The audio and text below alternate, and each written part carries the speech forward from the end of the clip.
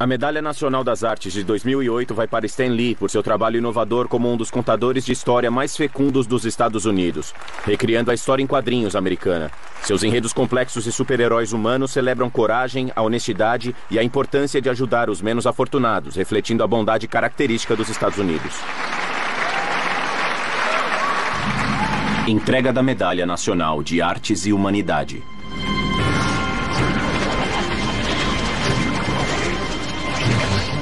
Stan Lee é colossal, assim como Walt Disney é gigante. Ele criou o Homem-Aranha, o Hulk, o Quarteto Fantástico, os X-Men e o Homem de Ferro. Esses personagens são maiores que a vida. O Stan Lee é um pioneiro no sentido mais verdadeiro. Sem ele, não haveria histórias em quadrinhos, nenhuma história da Marvel seria contada. Ele sempre se coloca nos quadrinhos. Ele se prende a todos os temas testados e aprovados, mas faz isso de um jeito que acho que ninguém mais fez. Stan foi, de fato, o primeiro escritor de histórias em quadrinhos que fez com que o ser humano por trás da máscara fosse mais importante que a própria máscara. O nome mais famoso na história dos quadrinhos americanos. Stan Lee. Stan Lee. Stan Lee. Stan Lee. O Stan Lee é muito quente. Ele já tem 86, mas eu pareço mais velho do que ele. O homem que mudou a cara das histórias em quadrinhos. Aquele é o Stan Lee e é ele. Eu disse, oh, meu Deus! Ele influenciou a vida de, milhões e milhões. Ele realmente transformou ele mesmo num grande ícone. Quando eu me encontrei com ele no set, eu vi todos se juntando ao redor dele e era como se o Mick Jagger estivesse lá. Nova York, Comic Con. Eu tô aqui há 3 dias esperando pelo Stan Lee. Eu me identifico muito com o que o Stan Lee escreve nos seus personagens. Como vai? O Peter Parker faz eu me lembrar de mim mesmo. Aprendi a ler com os quadrinhos do Homem-Aranha. Stan Lee. Amamos você, Stan!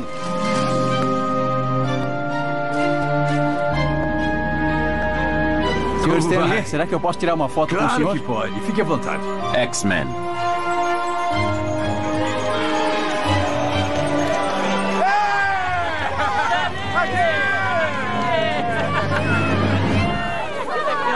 Stan Lee, Oh. eu sou seu maior fã de todos.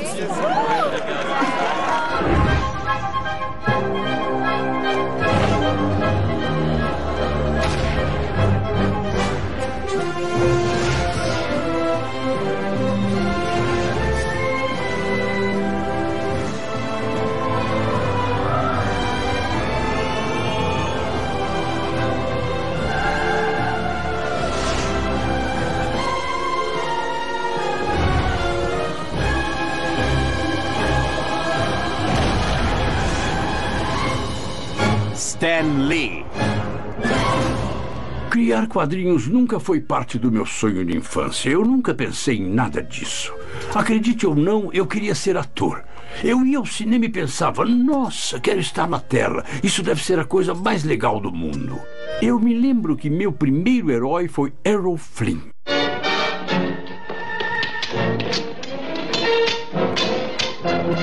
Eu estraguei seus planos? Minha educação foi nos dias de depressão.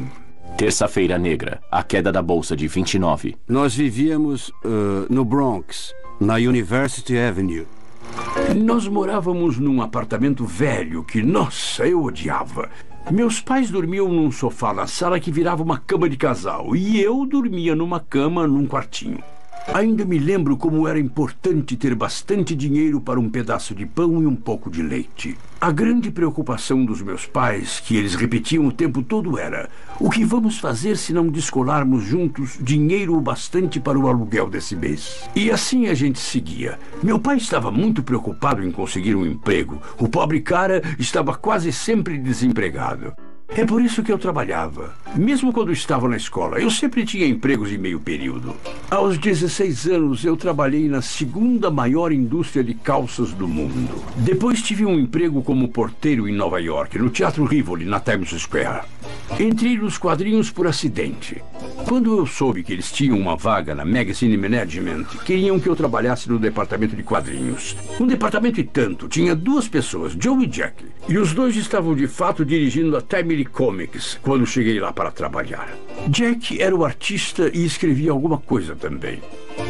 Joe era o principal escritor, mas também o editor, então era mais com ele que eu lidava. Ele me mandava buscar sanduíches ou pedia para eu encher um tinteiro. Quer dizer, fiz muitas coisas jornalísticas com ele. Eu me lembro do primeiro dia que ele veio aqui, ele veio ao escritório. Ele tinha uma flautinha, se sentava num canto e tocava. Aquilo deixava Jack Kirby louco. Quando ele chegou no escritório, nunca achei que daria certo. Houve uma época em que eles precisaram de alguém para escrever as 2 páginas. Cada gibi tinha que ter 2 páginas de prosa para ser aceito nos privilégios de 2ª classe dos Correios. E nós achávamos que ninguém lia aquela coisa. Então comecei a colocar o Stan para escrever essas 2 páginas. E eu pensei, uau, meu primeiro trabalho. Então escrevi um que chamava, eu acho, Capitão América, a Vingança do Traidor. O Stan tratou o assunto com muito respeito e passou a ser um escritor profissional. Meu nome na época era Stanley Martin Lieber. Peguei meu primeiro nome, Stanley, e cortei na metade. Eu não queria usar o nome Stanley Martin Lieber, porque eu estava guardando aquilo para o grande romance americano que eu acabei nunca escrevendo. Produzido e escrito por Stan Lee. Depois de cerca de 10 edições do Capitão América menos de um ano, Joe Simon e Jack Kirby de repente saíram da empresa e nós não tínhamos um editor. O Capitão América foi deixado na mão sem o seu redator e seu artista principal. Eu olhei em volta para ver quem ia substituí-los e percebi que não tinha ninguém. Eu era o único cara lá. Então o editor Martin Goodman disse, acha que consegue segurar o trabalho de editor, diretor de arte e roteirista-chefe até que eu ache uma pessoa de verdade? Eu estava com 18 ou 19 e eu disse, claro que posso.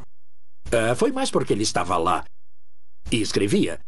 Ele era do ramo, mas o principal foi que ele também reconheceu que Stan era um garoto brilhante que trabalhava por pouco. Então, por que não colocá-lo no comando? Eu escrevi muitas histórias do Capitão América, mas depois, no final, vários outros escritores vieram porque eu não tinha tempo de escrever tudo. Capitão América.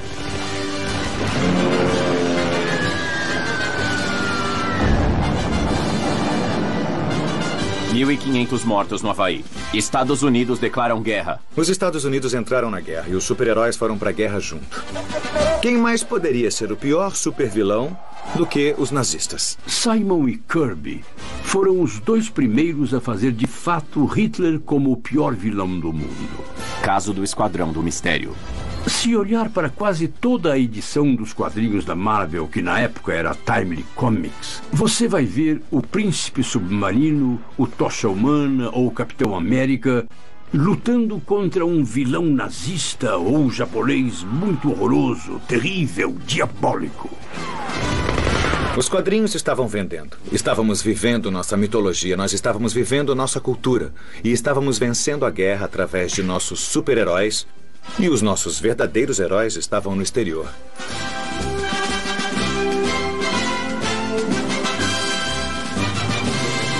Eu acho que fiquei mesmo tão envolvido com tudo isso que quando vi eu tinha me alistado no exército. Stanley M., Serviço das Forças Armadas. Assinatura. Eu senti que nossa nação estava de fato em perigo.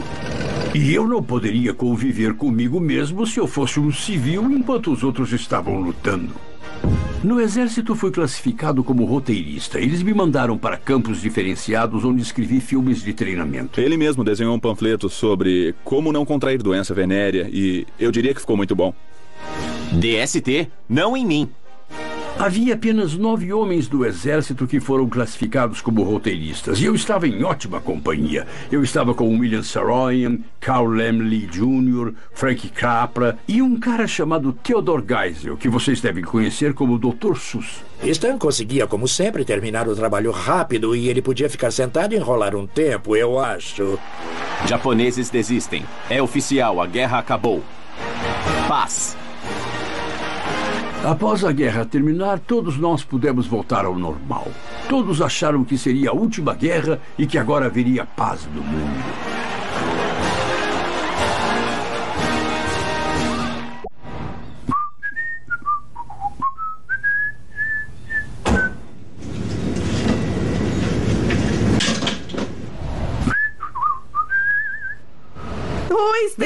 Oi, como vai? Eu vou bem. Que bom vê-la. Você teve um bom dia? E você, como está? Você está ótima, mas você sempre está bem. O que você quer? Eu só vou pôr a minha maleta ali e já tá, volto. Boa ideia. Eu não sei como a gente se casou. Essa é a diferença entre eu e você. Quantos anos faz? Você sabe quantos anos? 60. Eu vou dizer pra você, 60 anos. 60 anos este ano. No dia 5 do mês Nesse que mês? vem. E eu ainda não mesmo. sei se acertei. Eu posso também contar toda a verdade, nada mais que a verdade.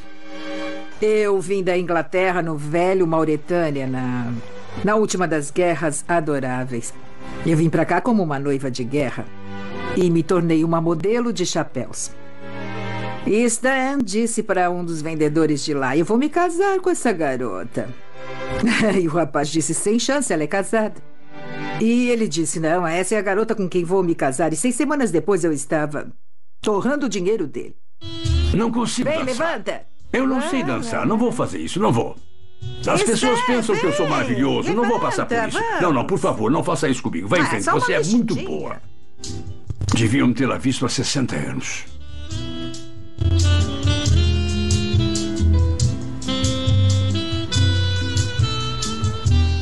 Espere, isso é o que ela odeia. Não faz isso. Não, você não faz isso. Você não faz isso. Não, isso aqui é. Bom, isso é que a gente faz. Agora pare. Olha aí.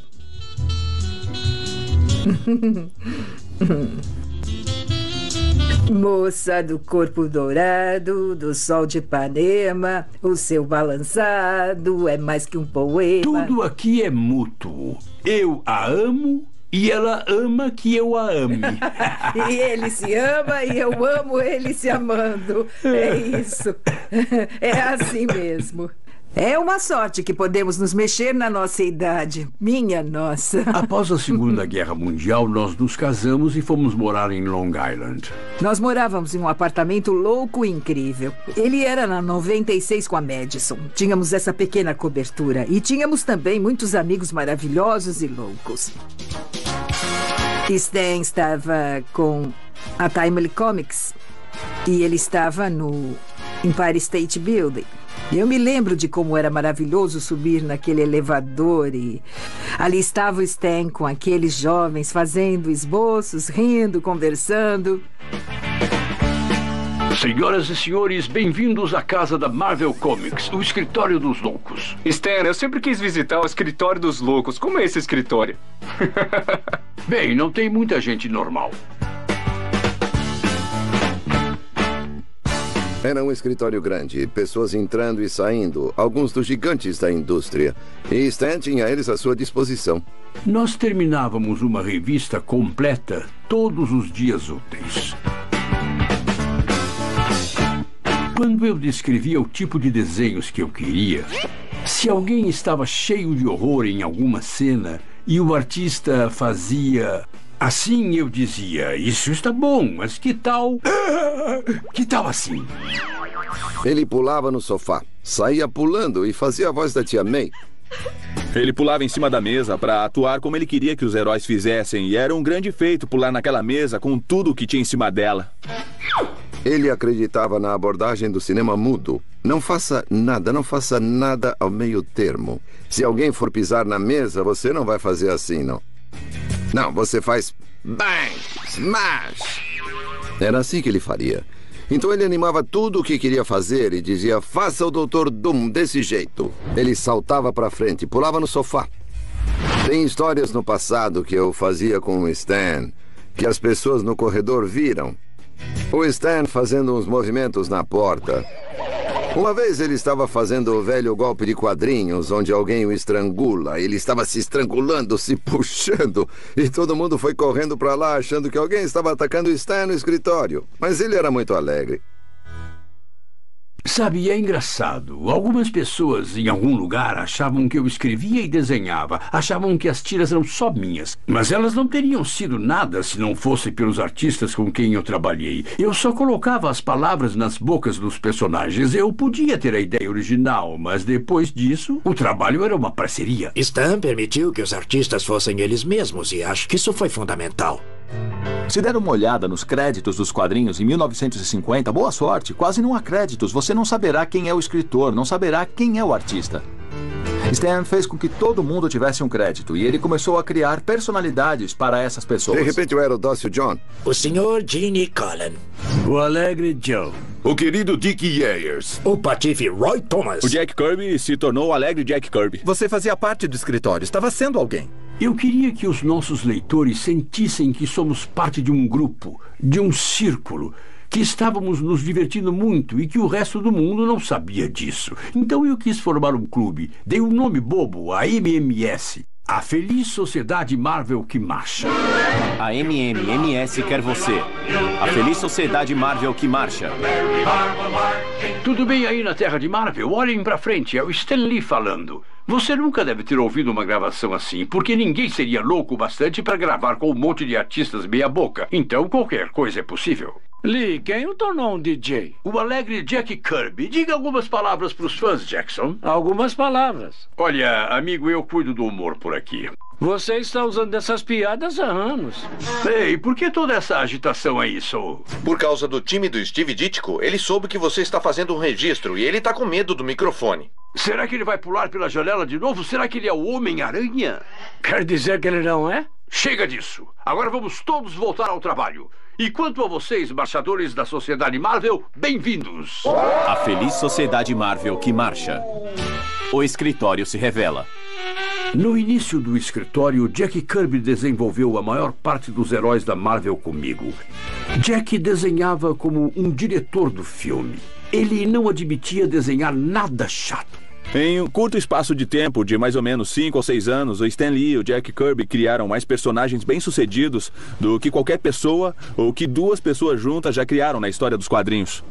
Sempre me encantei pelo fato do Jack ter a imensa capacidade de criar tantos personagens variados e ainda assim fazer cada um deles totalmente diferente um do outro. Jack pegava o seu lápis e começava a desenhar. E desenhava com tanta certeza. Ele sabia exatamente onde cada linha estava indo. Não havia nenhuma hesitação. E funcionava perfeitamente. Era incrível. Eu consigo sentir a história antes. Conheço aquelas pessoas antes. Quando eu as desenho, elas já nasceram. E eu as desenho como gostaria que vivessem nessas páginas. Eu já havia trabalhado tanto com o Jack. Nós fizemos aquelas histórias de monstro, faroestes, guerra. Fizemos de tudo. Eu dava para eles a trama. Eu dizia como eu queria que a história fosse. Eu costumava ouvi-los planejando histórias, mas não me lembro deles terem concordado em algo. Jack tinha suas próprias ideias. Ele ia para casa, fazia sua versão. Stan, quando recebia as páginas, dizia: Jack, você não lembrou de nada do que falamos. Jack fazia uma versão, Stan fazia outra coisa. E é por isso que havia um desacordo entre Jack Kirby e Stan Lee, por causa da história deles. Estávamos habituados a ter desentendimentos. Eu nunca pensei que isso o deixasse nervoso. Adoro brigar. Talvez eu me incomodasse, pois eu dizia sempre: você está errado. Muitos repórteres sempre pensaram: o Stan criou tudo. Então eles entravam no escritório dele, ele estava lá, encantador, ele era incrível, você amava o cara. Alguém queria me entrevistar para a revista Herald Tribune. E eu disse: mas olha, se vai me entrevistar, acho de verdade que deveria entrevistar Jack Kirby ao mesmo tempo, porque ele trabalha comigo.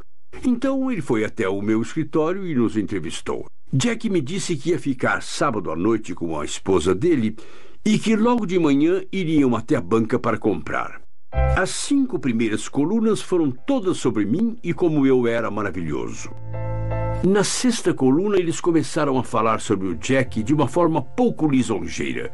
Recebi um telefonema da Rose, a esposa de Jack. Eu não tinha visto o artigo e pensei que ela estava me ligando para dizer como foi legal e como estavam animados. Só que ela estava em lágrimas e disse como isso pode ter acontecido. Foi a coisa mais horrível, foi mesmo. Jack foi embora e eu realmente suspeito que pode ter sido pelo simples fato dele ter se cansado de sempre estar escrito nos créditos por Stan Lee e Jack Kirby o tempo todo e pode ter desejado sua independência. Pelo que eu sei, não há controvérsia. Quero dizer, ele foi o maior parceiro que um cara pode ter. No final, Jack entrou em contato comigo. Ele queria voltar, o que me deixou feliz. Quadrinhos são prejudiciais à juventude. Psiquiatra pede para banir quadrinhos de crime. O senhor acredita que existe algum perigo em pegar os jovens e mostrar a eles algumas figuras e aparições fantásticas, como alguns de seus super-heróis, o Capitão América, o Hulk e assim por diante. Não é mais perigoso do que ler contos de fadas, ou poesia, ou a Bíblia. É a minha opinião, sem qualquer dúvida razoável e sem qualquer reserva, que os quadrinhos são um fator contribuinte importante em muitos casos de delinquência juvenil. O Dr. Werthen era o adversário principal dos quadrinhos e o que tinha mais voz. Na época em que ele fazia seu grande discurso contra os quadrinhos, as pessoas estavam muito preocupadas com a violência, com o sexo e com as coisas que o Dr. Werthen estava dizendo. Ele entrevistou 100 adolescentes infratores e todos disseram que em um momento ou outro leram revistas em quadrinhos. Portanto, o Dr. Werthen concluiu: quadrinhos causam delinquência juvenil. Quando eu era menino e ficava com um grupo, fazíamos diversas coisas. Assávamos batatas, saíamos em expedições, virávamos as latas de lixo aqui e ali, escrevíamos comentários desagradáveis sobre o professor na calçada. Nós nunca passamos uma tarde sentados desse jeito, lendo. Lendo histórias dedicadas ao adultério, à perversão sexual, ao horror, ao mais desprezível dos crimes. Os senadores foram impiedosos. Eles disseram: você está nisso pelo dinheiro. É claro que está pela grana e nós não. Sabe, será que vale o dinheiro se vai distorcer o aspecto da vida dos jovens? A Sedução dos Inocentes, por Frederick Werthen.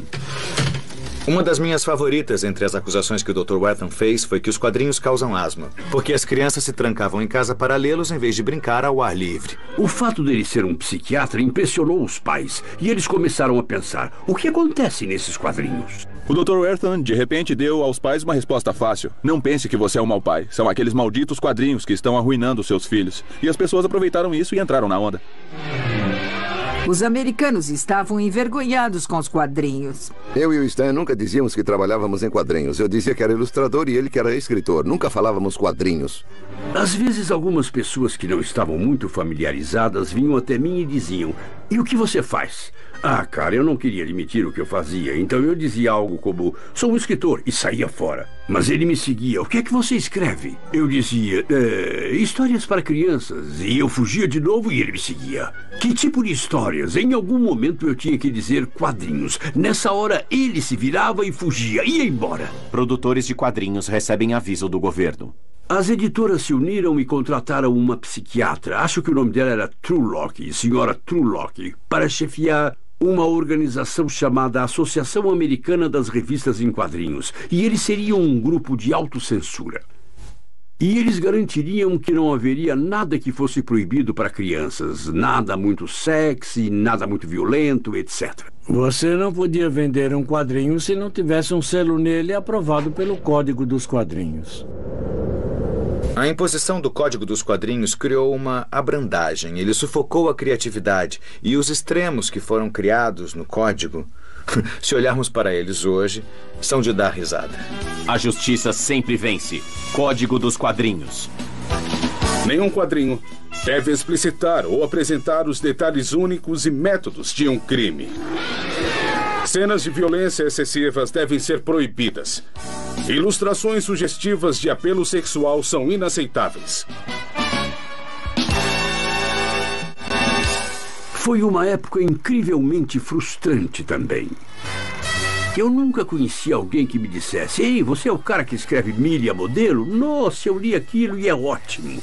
Nunca ouvi isso. Millie, a modelo. As vendas ficaram muito ruins e nosso editor, Martin Goodman, teve que parar um monte de histórias em quadrinhos. Levou cerca de 2 anos quando chegamos ao ponto em que nós íamos falir. E Martin falou: Stan, estou indo para Miami e gostaria que dissesse à equipe que vou ter que despedi-los. Essa era também uma das coisas que eu tinha que fazer. Aquele foi um dos piores momentos da minha vida. Porque eles não eram só artistas e escritores que trabalhavam para mim. Eram pessoas que eram meus melhores amigos. Quer dizer, eu conhecia suas esposas, conhecia seus filhos, sabia tudo deles. E eu falei: me desculpe, não temos nenhum trabalho para vocês por talvez 1 ano ou 2. Meu Deus, foi a pior coisa. Eu não tinha nenhum trabalho, não havia nenhum lugar para trabalhar. Então arrumei um emprego de guarda de segurança na General Foods. Eu tinha certeza em 54 que jamais voltaria a trabalhar com quadrinhos de novo. Nós nos mudamos para o Parque Avenue.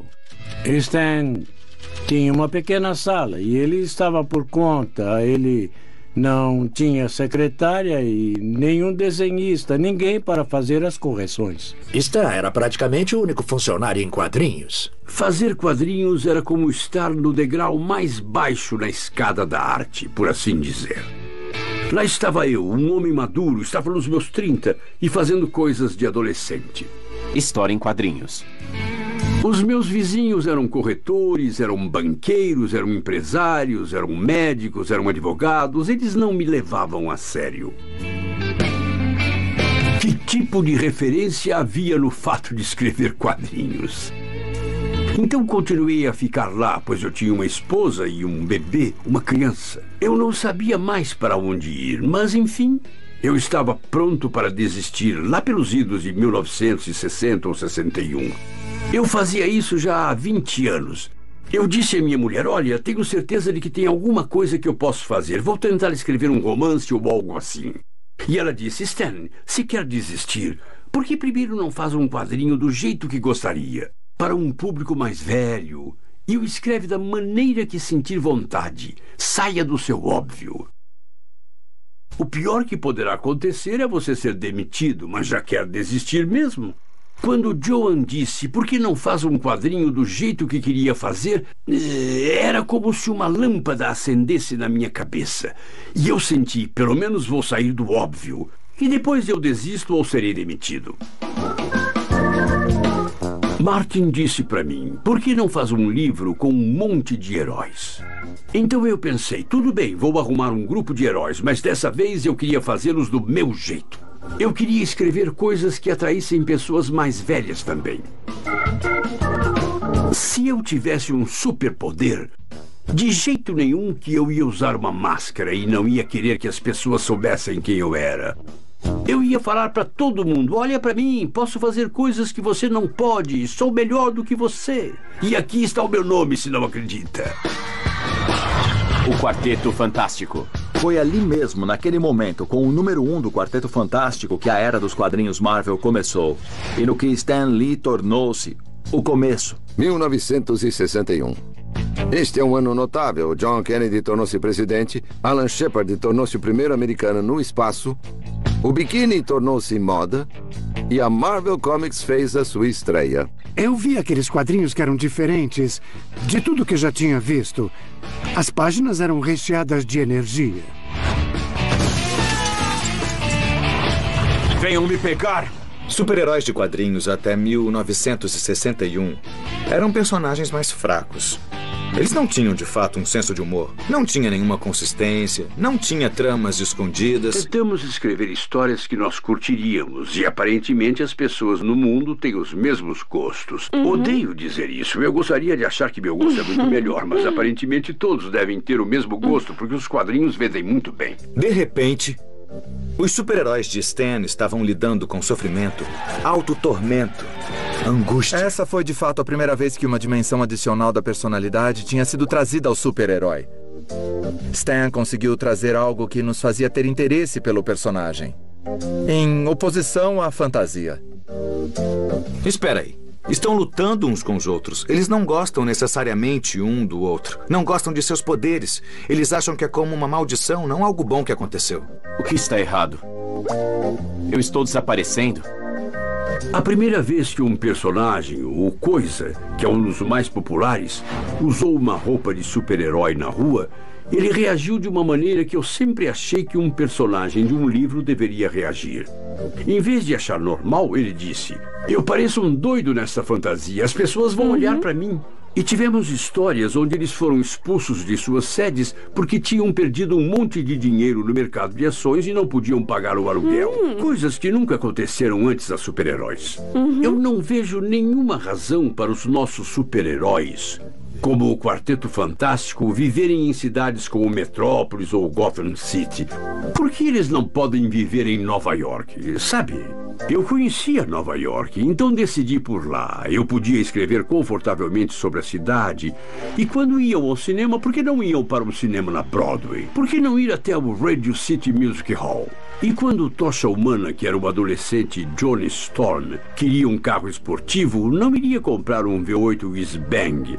Eu dei a ele um Chevy Corvette. E então, de novo, tentei fazer as coisas o mais realista possível, mesmo essas histórias sendo histórias de fantasia. As coisas explodiram na Marvel, tanto quando ele estava fazendo isso no início dos anos 60, quanto no final de 1960. O distribuidor, que era a DC, basicamente disse à Marvel: vocês estão vendendo tão bem que estamos fazendo mais dinheiro com vocês do que com nossa editora. Nós vendemos cerca de 60 milhões de cópias de revistas por ano. Acho que isso dá 5 milhões por mês. Quando passamos para DC, eu quase caí duro. A DC era o Cadillac da indústria. Eu não podia acreditar. Em 1961, com os quadrinhos do Quarteto Fantástico, aquilo cresceu exponencialmente. Foi absolutamente um milagre. Eu diria que dos anos 60 aos 70 foi quando eu curti o negócio dos quadrinhos mais do que já tinha curtido. 61? Foi o Quarteto Fantástico. Em 62 foi o Hulk. E o Homem-Formiga? Thor. O Homem-Aranha. Em 63 teve... O Sargento Fúria. Homem de Ferro. O Homem Gigante. Doutor Estranho e... Os X-Men. Os Vingadores. Em 64. Em 65. Nick Fury. Em 66. O Surfista Prateado. Foi como se estivéssemos num rolo e nada pudesse nos parar. A radicalização dos super-heróis, loucos por quadrinhos. Quadrinhos mais que um negócio divertido. O homem por trás do Homem-Aranha na Marvel Comics. O que deixa Stan feliz, paz e sossego. E o computador dele.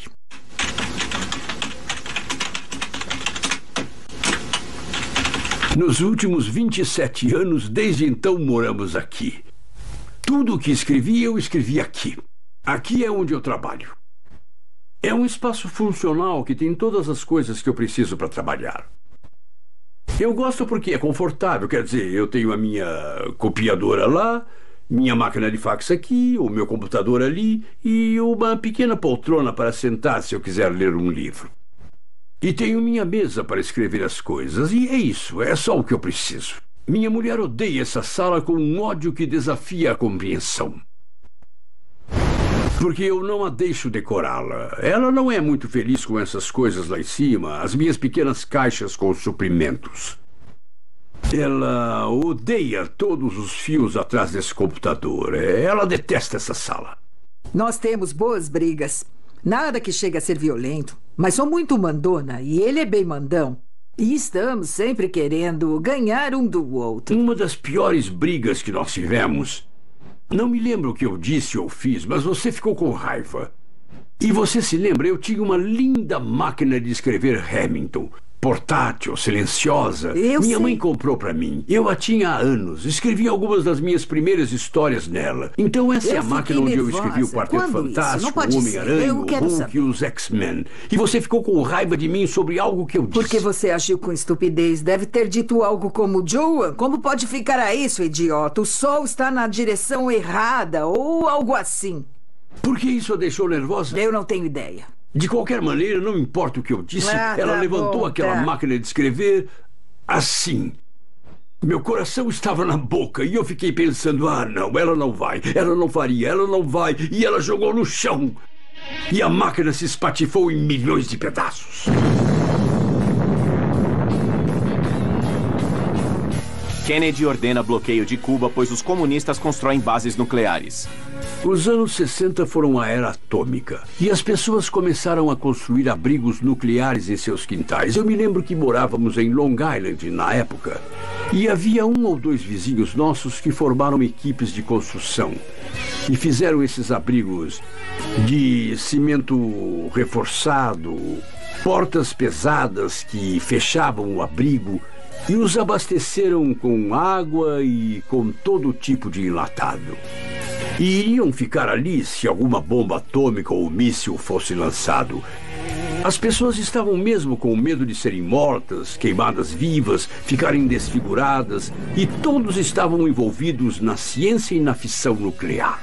Então, quando eu criei o Hulk, eu queria dar-lhe uma base científica.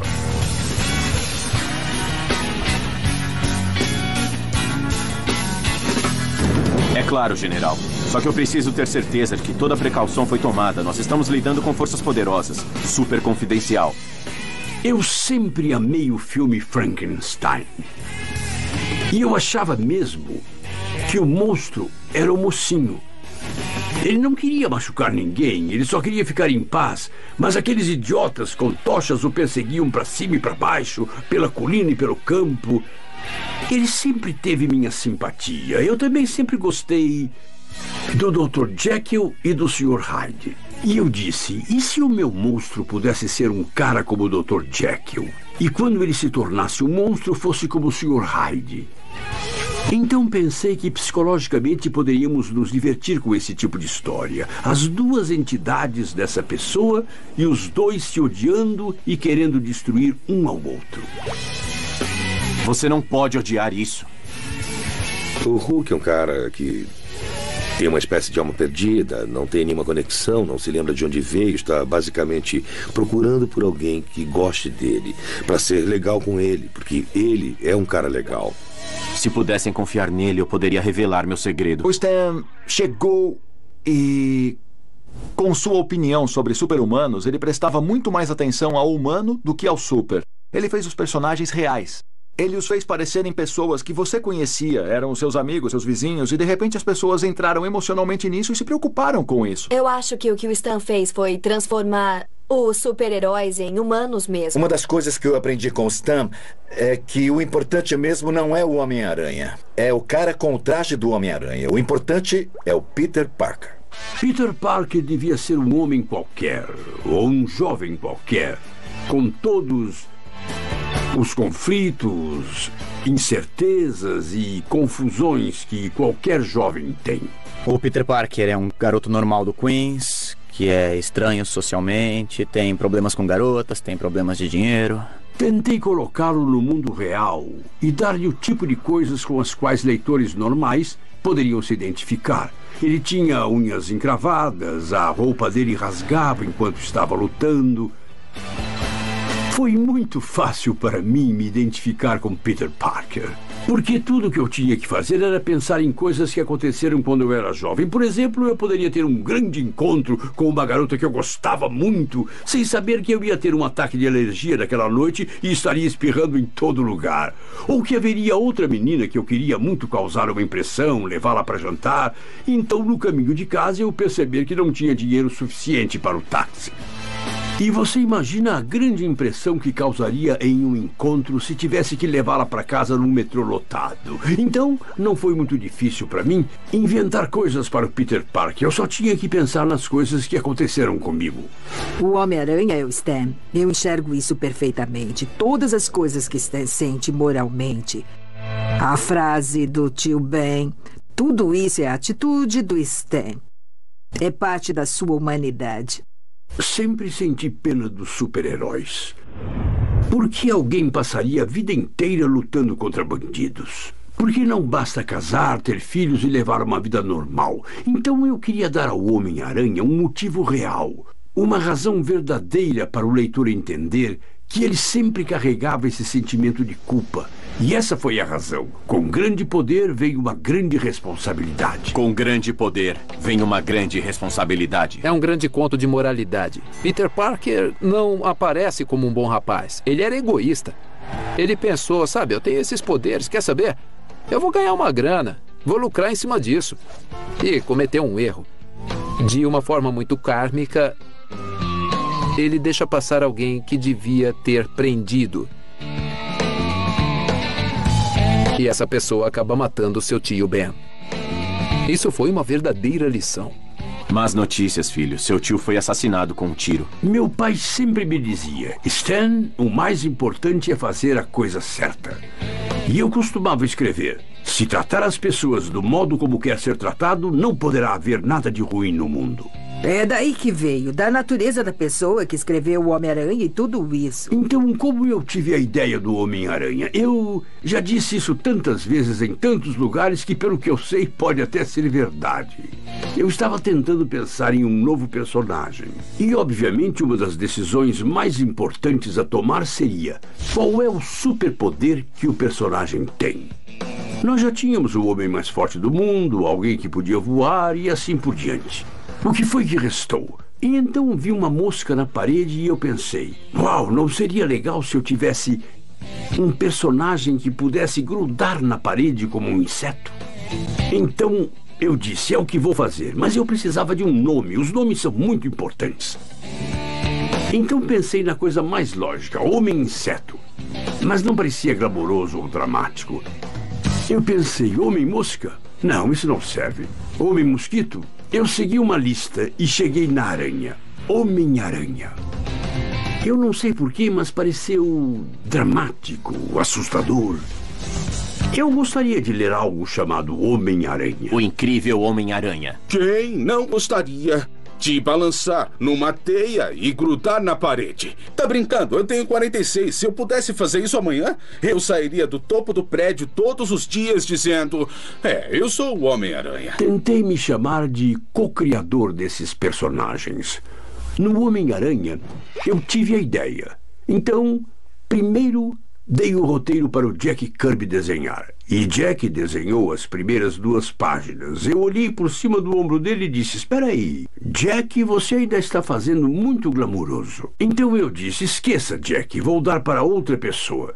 Então eu pensei em dá-lo ao Steve Ditko. E Steve contribuiu muito com a tira. E não acho que a tira teria sido bem sucedida sem ele. Eu não sei qual é o conceito universal que se tem de criador. Steve definitivamente achou que era o co-criador do Homem-Aranha.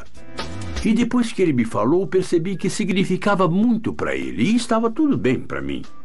Então eu disse: tá bem, vou dizer a todos que você é o co-criador.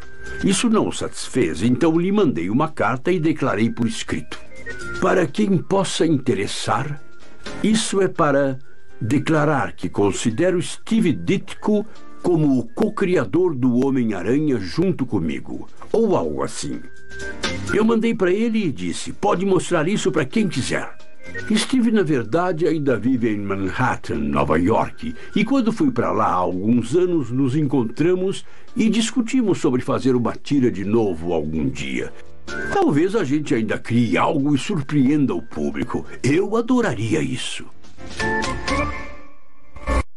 Quando é o dia dos namorados? 14 de fevereiro. Daqui a 12 dias. Por que ninguém nunca diz o que a sua esposa deu pra você no dia dos namorados? Por que ninguém nunca diz Bom, ela isso? deve estar fazendo compras, tentando entender isso. Isso é um grande problema. Ele é o homem mais romântico do mundo. Feliz aniversário para Bella Joan. Eu queria dar-lhe o mundo, mas não estava à venda. Não sei escolher perfume porque sou um homem. Não posso tentar comprar joias. Minhas escolhas seriam um desperdício. Eu sou um burro sobre roupas e você tem muitas. Então, tudo que posso fazer e tudo que posso dar é meu amor. Feliz aniversário, Bella Johnny. Desculpe, não posso continuar. Eu adoro você, a minha esposa. Minha esposa é de verdade a melhor pessoa do mundo. Ela tem muito mais talento do que eu. Ela canta, dança, foi atriz, modelo. Sabe, é uma história engraçada. Quando eu casei com ela, ela estava atuando, cantando e tinha uma grande carreira pela frente. Mas naqueles dias os caras eram muito machos. E eu disse para ela quando nos casamos: se é minha esposa, não vai trabalhar. E ela disse: tudo bem. E foi a coisa mais estúpida que eu já fiz. Ela poderia ter me sustentado todos esses anos. O Stan tem uma história que ele conta. Se quiser ser bem-sucedido e próspero, faça dívidas. E o jeito de fazer isso é se casando com uma mulher que gasta muito. E ele disse que a Joan Lee é responsável por metade da produção dele, porque se ela não entrasse em tanta dívida, ele não teria tanta motivação para produzir a sua obra. Então as dívidas do Stan Lee o tornaram o homem mais rico do mundo. E a Joan é responsável por isso. Minha filha não é sensata e prudente, e eu também não. Nós gastamos o dinheiro dele alegremente. Como é ter um pai que é o rei dos quadrinhos? Bom, ele é... Como eu posso dizer? Ele é imbatível. A sua imaginação, sua criatividade, o seu brilho não tornou fácil para os outros homens que eu conheci em muitos aspectos. Agora eu posso parar de que Mas eu... E quanto isso custou? É uma fortuna. Viu essa nova roupa que ela está usando? Não, eu sou a maior fã dele. Eu sou a maior fã. Com certeza, eu sou a maior fã. Agora eu vou lá fora dizer para minha filha que a atriz se portou muito bem. Isso foi bem colocado. De todos os personagens... Sempre foi. De todos os personagens que seu pai criou, qual o seu favorito? Eu. Isso foi melhor ainda. Essa é ótima. Que danada. Eu sou um escritor. Minha esposa cuidou da maior parte da formação cultural dela. E ela cresceu maravilhosamente. Ela é uma mulher linda, talentosa. É uma designer de joias, uma artista. Foi uma atriz. Temos muito orgulho dela. Nós tivemos outra filha que não sobreviveu. Nós a chamamos de Jen, porque a Joan achava mais próximo de Stan. Joan preparou todo o quarto. Ele estava lindamente decorado. Então ela viveu cerca de 7 dias e morreu. Mas nós nunca, na verdade, falamos nisso. Interessante, nós nunca falamos muito sobre a Jen. Eu a vi uma vez, eu insisti para vê-la e ela era pequena, menor do que Joan. Sei. Uma bebezinha bonita. E eu nunca vou esquecer, porque eles estavam tão empolgados e diziam: ela tomou um pouco de água hoje, ela comeu um pouco disso hoje. Fiquei lá uns 8 dias que ela ficou na incubadora. E a enfermeira que estava lá veio e disse: a neném morreu. Eu tirei as minhas trompas. Eles fizeram isso e o meu médico não só as amarrou, pois as trompas podem ser ligadas, mas ele as cortou para que não pudessem ser desfeitas. Tentei adotar e não consegui. Eu não pude adotar um bebê judeu, pois não sou judia. Eu não podia adotar de uma família católica porque sou episcopal. Naquele determinado momento não podia. Não dava para adotar em nenhum casamento misto na época. Tudo o que tinham que fazer era vir e olhar como vivíamos, olhar a minha filha, ver a minha esposa com a nossa filha, olhar para mim. Mas eles só a investigavam, falavam com ela e ela voltava para casa aos prantos. Não se lembra de como estava irritada quando chegou em casa e disse: não vou mais passar por isso, passar pelas entrevistas que você tinha aqui. Sim, você esqueceu? É isso mesmo. Cara, e como você me deixou nervoso. Como eu educaria a criança. Parece haver uma qualidade na natureza humana que, se todos tiverem a mesma religião e todos viverem no mesmo país, provavelmente as pessoas de cabelos negros vão odiar as loiras e talvez os ruivos sejam evitados. Eu não sei. Parece que algumas pessoas precisam se sentir superiores às outras e não se gostarem. O trabalho dele foi um símbolo da época em que ele estava, porque ele pegou muitas coisas que aconteceram e as fundiu nos seus personagens. Uma coisa que eu percebi é que não havia muitos super-heróis negros. Então eu criei o Pantera Negra. Stan estava lá desde o início, com o Falcão, com o Capitão América, com o parceiro do Capitão América. Era uma coisa totalmente nova. São coisas incríveis, temas surpreendentes para lidar em histórias em quadrinhos. Nos X-Men, eu acho que a minha intenção foi mostrar que o mundo nunca tolera totalmente pessoas que são diferentes. Então, aqui ninguém poderia ter sido mais diferente do que esses 5 ou 6 mutantes que eu criei. E, na verdade, nós mostramos que as pessoas os temiam e depois, pouco a pouco, começaram a odiá-los porque eles eram diferentes. Eu acho que a maneira com que o X-Men prega a tolerância, que a comenta, é muito descarada. Sabe, é tudo sobre os marginais e eles falam sobre isso e se unem e prevalecem. Embora sejam perseguidos, também são tolerantes com os seus perseguidores, sejam humanos ou mutantes maus. E dessa forma eles pregam a tolerância mesmo como vítimas. Muita gente, sabe, se sente e cresce se sentindo diferente. É disso que se trata o universo dos X-Men. A diferença. Conforme eu crescia e me sentia como um marginal, embora eu acho que todo adolescente se sinta assim, talvez uma fantasia pessoal seja, e se minhas fraquezas ou coisas que me fazem diferente me fizessem forte? E esse é o tipo de mensagem central dos X-Men. O que torna os X-Men heróicos não são tanto seus superpoderes, mas a sua causa. E o seu foco que é vamos nos abraçar e aprender com a individualidade a viver um com o outro. Mas foi um tema sutil que estava por baixo, pois o tema principal era a emoção, a aventura e a cor. Se as pessoas entendessem o tema, bom, sei que ainda seria uma boa tira. É algo que ninguém pode tirar dele. As coisas que os personagens podem fazer, obviamente, atraem especialmente os jovens. Mas depois existem esses outros temas, assuntos mais complexos, que dão substância ao trabalho. E conforme os anos 60 começaram a se tornar os anos 60, onde os temas de alienação, aceitação e sentimentos contra o complexo industrial militar se tornaram mais e mais importantes para uma cultura juvenil crescente, ele realmente virou tudo de cabeça para baixo de novo. Naquele tempo, todo mundo estava cansado do complexo militar industrial. Só por diversão eu pensei em fazer o Homem de Ferro, um símbolo do complexo militar industrial, e fiz os leitores gostarem dele.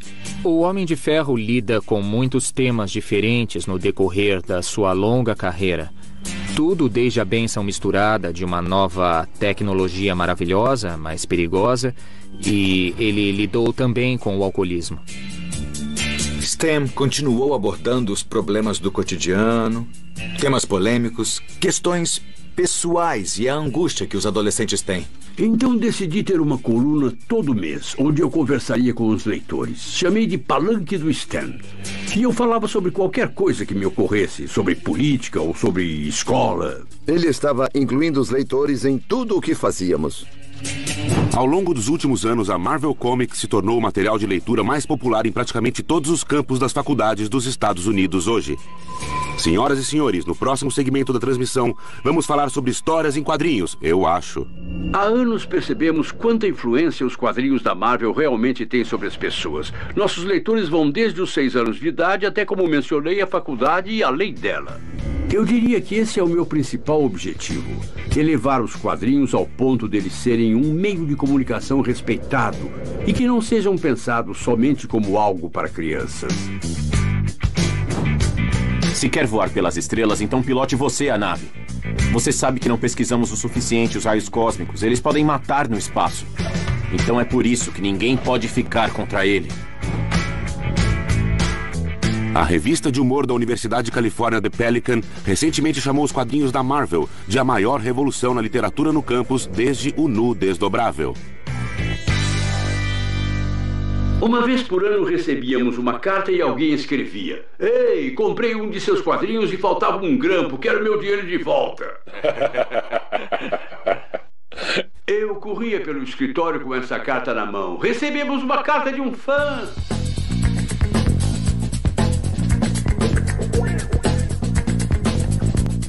Faço muitas palestras nas universidades por todo o país. Na verdade, amanhã estou indo para Las Vegas, na Universidade de Las Vegas. Ironicamente, algumas das crianças que tiveram suas histórias em quadrinhos tiradas delas quando tinham 5 anos, ao entrarem na faculdade, quando tinham uns 20 anos, me convidaram para fazer uma palestra em sua faculdade.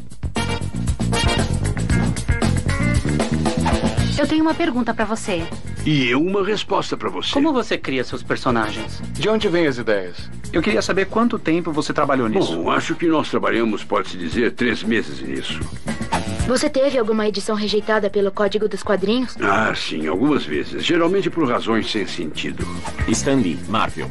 Universidade de Yale. Senhor Homem-Aranha na Universidade Columbus. Stan Lee, domingo 24 de novembro. Stan Lee.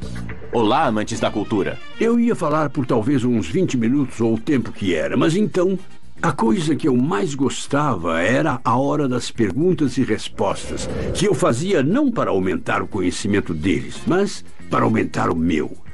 Sempre que eu saía de uma dessas palestras, eu sabia mais o que interessava aos nossos fãs do que antes de ter começado a palestra.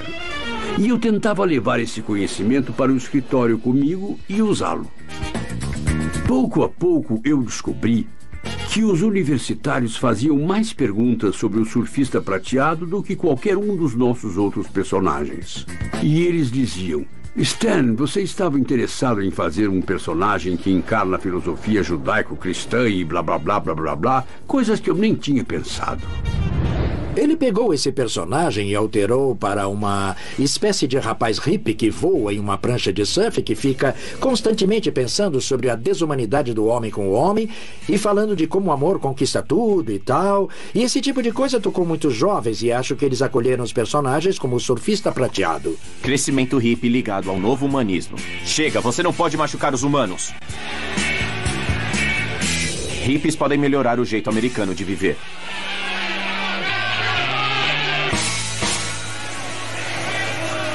A Marvel Comics começou a assumir uma personalidade e eles começaram a ver que havia um cara por trás dessa coisa toda. Ele comercializou os quadrinhos e os super-heróis primeiro para o seu público principal, depois ao público universitário, convencendo-os de que eles eram tão maduros e sofisticados como pensavam que eram, e depois garantiu que o mundo em geral soubesse disso. Nossos personagens se tornaram populares em todo o mundo. E eu tinha ido para a Inglaterra, França, Polônia, Bélgica, Espanha, Itália, Japão, China. E comecei a passar menos tempo no escritório. Eu não via muito os escritores. Ele teve que colocar o Thor, o Homem-Aranha, o Quarteto Fantástico para outras pessoas escreverem. E esses quadrinhos nunca tinham sido, pelo menos o Homem-Aranha e o Quarteto Fantástico, nunca tinham sido escritos por outra pessoa. Estou me dedicando somente a tentar levar a empresa para outros campos. O cinema e a televisão. Eu tinha ido para a Califórnia a negócios e ia ficar por um dia, passar a noite. E eu pensei, essas pessoas não percebem que estão vivendo no paraíso, o clima, a vastidão. E eu pensei, como posso mudar para Los Angeles quando tudo na Marvel está em Nova York? Então eu disse ao pessoal da diretoria, sabe, por que não montamos o nosso próprio estúdio em Los Angeles? E eu mesmo faço o supremo sacrifício. Eu mesmo vou enxotar a minha família e nos mudaremos para lá, para garantir que tudo dê certo. É o mínimo que posso fazer para a empresa. Bom, eu acho que todos choraram na sala. Você faria isso por nós, Stan? Então, eles me mandaram para cá para ajudar a estabelecer a Marvel Produções, um estúdio de animação. Eu mudei com minha esposa e filha. Nós vendemos tudo em Nova York e estamos aqui desde então. Hollywood. Acordo entre Marvel e NBC. Editor da Marvel ainda faz grandes planos. O Vingador de capa mira as telas. Editor da Marvel se concentra em TV e cinema.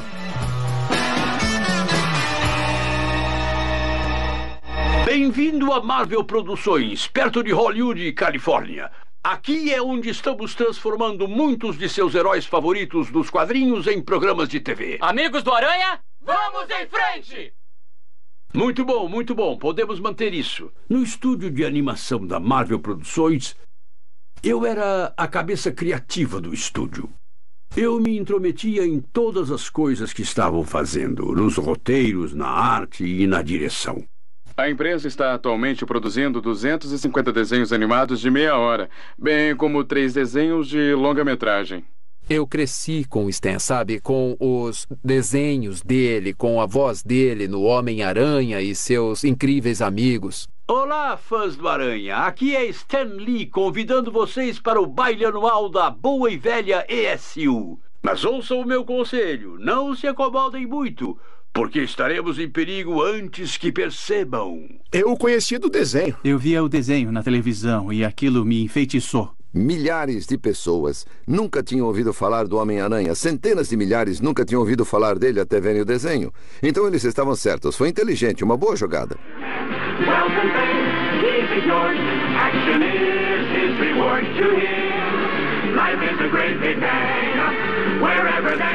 Seu vizinho amigável, o Homem-Aranha. Minha primeira parada será o estúdio mais próximo de TV. O experimento é suficiente como está. Não estou satisfeito. Eu não tenho que satisfazê-lo. Nós fizemos uma série de TV do Homem-Aranha. Não havia coração para a série. Um vilão fazia alguma coisa e o Homem-Aranha virava o Homem-Aranha, perseguia o vilão e o pegava. Subia num prédio e era só isso. E depois dos primeiros episódios percebi que não estava indo a lugar nenhum. Eu convoquei uma reunião e a fizemos no canal. E eu pensei que essas pessoas eram sinceras e que queriam de fato ouvir as minhas opiniões do que eu achava que estava errado e como a série poderia ser melhorada. E eu disse tudo o que pude. Nenhuma mudança foi feita. A série continuou e foi cancelada depois de mais alguns episódios. Felizmente não estragou o personagem. O Stan colocou essas emoções e esses defeitos em cada um dos seus personagens que faziam você querer virar a página e continuar lendo. E as pessoas estavam fazendo isso há décadas nos quadrinhos. Mas isso não foi traduzido para o filme necessariamente. Houve alguns filmes dos anos 80 e início dos 90 que não foram muito bons. Até então acredito que houve somente uma tradução superficial na maioria dos filmes de quadrinhos. É difícil explicar a frustração, sabe? Nós tínhamos esses grandes personagens, sabíamos como deviam ser retratados, havia pessoas que queriam fazê-los, mas nada de fato bem-sucedido. E os fãs não tinham nenhuma esperança que a Marvel ia fazer algum filme bom. Vamos detonar! Valeu! É isso aí! Abaixa, todo mundo pro chão! Ah! Aí, o que tá acontecendo? Assustei você? Isso foi interessante. Eu nunca fiz isso antes. Depois de anos de processos e disputas de propriedade, a Marvel Comics e a Sony resolveram suas diferenças, finalmente permitindo que o Homem-Aranha fosse comercializado como um grande fracasso cinematográfico. Agora, o único desafio do filme é encontrar um ator digno de usar um traje super apertado e que, por acaso, também tenha nascido sem os órgãos genitais. Finalmente, um dia, um sujeito chamado Avi Arad veio ao nosso estúdio. E Avi compreendeu os nossos personagens. Eu me lembro do meu primeiro encontro com Stan no Bel Air Hotel. E ele me disse, todos disseram que vão deixar os filmes fora disso. E ele tinha perdido a fé de que essa coisa poderia ir ao próximo nível. Houve falsos começos. Fazer um filme é complicado, bem caro. O que funcionou para nós é que há uma nova geração inteira de cineastas que realmente se ligaram em entrar nos negócios dos quadrinhos. Vai virar ator, hein? Não.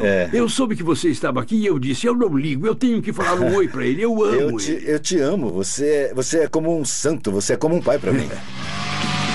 Sam Raimi e esse cara fizeram o Homem-Aranha. Não poderia ter sido o que foi sem esse cara aqui.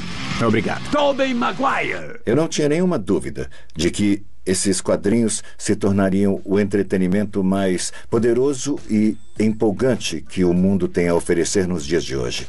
Quando a tecnologia chegou a tal nível que poderia ser possível retratar esse universo de uma forma que ia funcionar com o público. Um dos filmes que todo mundo está ansioso para ver este verão é o X-Men. Vai ser nesse esquema? X-Men é basicamente uma história em quadrinhos na tela? É o primeiro personagem da Marvel que terá um filme de grande orçamento, um grande filme. Uma reunião foi marcada com o pessoal da Marvel e o Stan Lee apareceu na reunião. Ele estava tão entusiasmado. Então eu pensei, bom, eu vou descobrir como honrar aquilo que ele criou com tanto entusiasmo. Tudo o que diziam sobre o primeiro X-Men foi negativo. E você lia nos discursos, é um filme da Marvel, dá pra saber que vai falhar. Até que saiu o filme e a opinião das pessoas também não mudou e lançou a era dos filmes da Marvel que estamos agora. Em boas mãos com os mutantes. Depois de 30 anos de batalha, os X-Men dominam a América. Heróis dos quadrinhos com super músculos. Como trazer os quadrinhos de heróis à vida.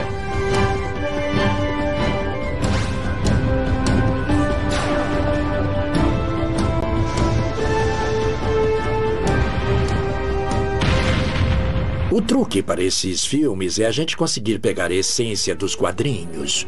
É irônico que se levou tanto tempo para perceber que é na jornada emocional desses personagens que se deve começar a ser fiel a eles. Se você dissesse quando a gente era criança que as coisas de nerd seriam, tipo, os maiores sucessos comerciais, eu nunca ia acreditar nisso. Quando eles perceberam, meu Deus, isso é drama, isso é comédia, isso é aquilo, tudo se tornou um fenômeno tão grande que todo mundo se envolveu.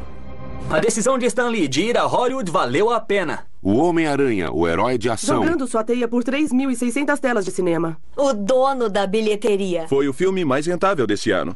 É maior do que a própria vida quando você vai para um cinema e pode ver todos os efeitos especiais e tudo aquilo. É difícil descrever a sensação de ver personagens que eu pus a mão na criação ali na tela grande e principalmente lá em cima e parecendo tão bons. O Quarteto Fantástico e o Surfista Prateado estreia essa semana. O primeiro filme do Quarteto Fantástico arrecadou mais de 300 milhões de dólares.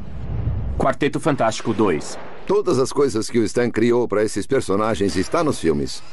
Estamos aqui, estamos aqui. Obrigada. Um depoimento. Eu criei eles. Uma foto aqui, por favor. Eu estou tão... Oi, eu pelo sou o amor John. de Deus, como vai, John? Deus o abençoe. Quem tem uma Deus o câmera? Quem tem uma abençoe. câmera? Minha avó tinha uma loja de doces e eu esperava os quadrinhos que vinham toda semana. Eu os abria, sabe? Eu não os colocava nas legal prateleiras. que você Eu queria ler gostava. todos. Eu era o Tomara primeiro que cara a tenha os filmes lê-los da e eram Marvel. os seus. Você fica vendo todos os seus personagens ganhando vida desse jeito e você é como uma criança por dentro, pulando de alegria. Olha, já tá pulando. Não, eu sou um cara velho querendo saber se vai ser bem sucedido e quantas mais dessas coisas poderei fazer e falar com caras como você, pois essa é a diversão, sabe? É, bom, na esse verdade... é o pagamento. Desculpa, sou muito grande pra você. Você é um maldito, isso sim. Stan. Coma seu coração, Ed Norton.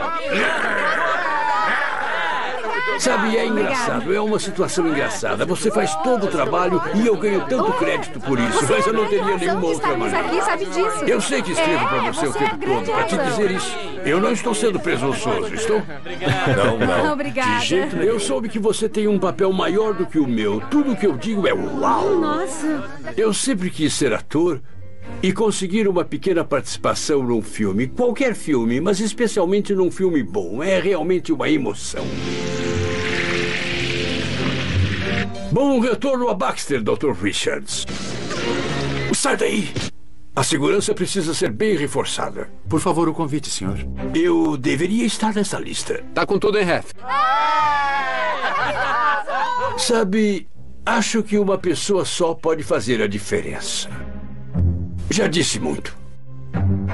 Há 1 milhão de anos, quando eu estava escrevendo esses quadrinhos, eu nunca suspeitei que um dia eu estaria andando por um tapete verde, sendo entrevistado e com gente dizendo como se sente. Ninguém se importava como eu me sentia naquela época. A Marvel está se preparando para fazer muito mais. O Capitão América, o Thor, o Shield, teremos o Homem-Formiga. Acredita, até o Homem-Formiga. Você criou tantos personagens como o Jack Kirby. O que ele pensaria de tudo isso? Ele ficaria emocionado, ele ficaria encantado. Eu sinto muito que ele não esteja aqui para ver tudo. Jack foi uma das pessoas mais talentosas e legais que eu já conheci. Quando Jack Kirby morreu, foi quase inacreditável, porque sempre houve um Jack Kirby e ele sempre foi o rei dos quadrinhos, até onde todo mundo sabia. E eu não podia imaginar não tê-lo por perto, não tê-lo desenhando. Ele era certamente um dos melhores artistas do ramo, se não o melhor. O Sr. Kirby, que criou ou ajudou a criar quadrinhos clássicos como personagens de livros, o Hulk, Capitão América, Thor e muitos outros. Não havia nada que o Jack não tenha feito, não tenha conseguido.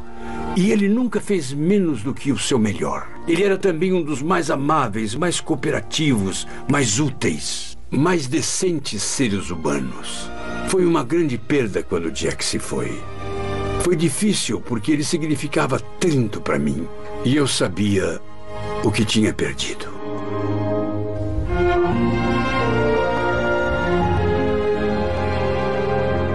Os negócios da mídia. Marvel entra com uma ação em colapso financeiro. E a Marvel foi à falência. É difícil de acreditar porque ela está tão bem agora, porém coisas aconteceram. A Marvel ficou financeiramente falida. Mas os personagens, as propriedades intelectuais não tinham falido. A certa altura da falência, um dos chefes atuais da empresa disse a um grupo de banqueiros: o Homem-Aranha por si só vale $1 bilhão. E o meu contrato estava inválido, como todos os outros, e eu não queria parar de trabalhar. Então formamos uma empresa juntos e quiseram chamá-la de Stan Lee Media, que eu achei muito lisonjeiro. A Stan Lee Media foi formada durante a bolha da internet, que foi uma loucura, em torno de 1999. Comecei nos quadrinhos quando eles ainda estavam nascendo. Agora tenho a chance de entrar na internet quando ela ainda está no começo. E é um campo muito maior e mais poderoso que os quadrinhos foram.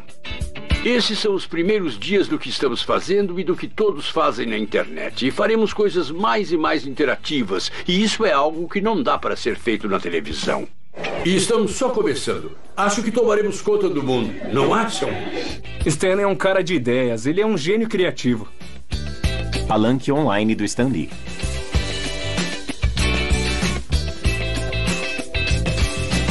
Éramos uma empresa em pleno funcionamento. Tínhamos opções de ações. A empresa foi a público. Quando percebi, tínhamos uma equipe com 200 pessoas. E estávamos fazendo grandes coisas. Nunca me diverti tanto. A Stan Lee Media passou uma fase ruim no ano de 2000, quando diversos executivos da empresa foram indiciados por fraudes no mercado de ações. Pegos pela malha fina, 4 sendo acusados no caso de fraude da Stan Lee Media. Federais investigam as finanças da Stan Lee Media. Advogado extraditado do Brasil volta aos Estados Unidos por acusações de fraudes. Peter Paul, réu. Em 98, eu e Stan Lee cofundamos a Stan Lee Media, como uma empresa de entretenimento e de marketing global baseada na internet. Após isso, eu e os outros enganamos o público investidor com relação ao meu controle de ações e a demanda do valor de mercado das ações comuns da Stan Lee Media. Stan é o criador consumado. Ele não tem nada a ver com o negócio financeiro. É possível que tenham se aproveitado. Foi uma terrível bomba para mim, especialmente porque as pessoas tinham investido na empresa e ela tinha o meu nome. Foi de cortar o coração. As pessoas começaram a ir embora, então foi muito difícil. Todos estavam tristes, então a gente não queria ir. A gente queria continuar trabalhando. Oi, Anthony, aqui é o Stan. Eu só queria dizer pra você como me sinto mal pelo modo que as coisas ocorreram. Eu não esperava que fosse acontecer tão cedo ou do jeito que foi. Ah, cara, me sinto terrível sobre isso. E eu só queria dizer que foi um prazer trabalhar com você. Você foi ótimo.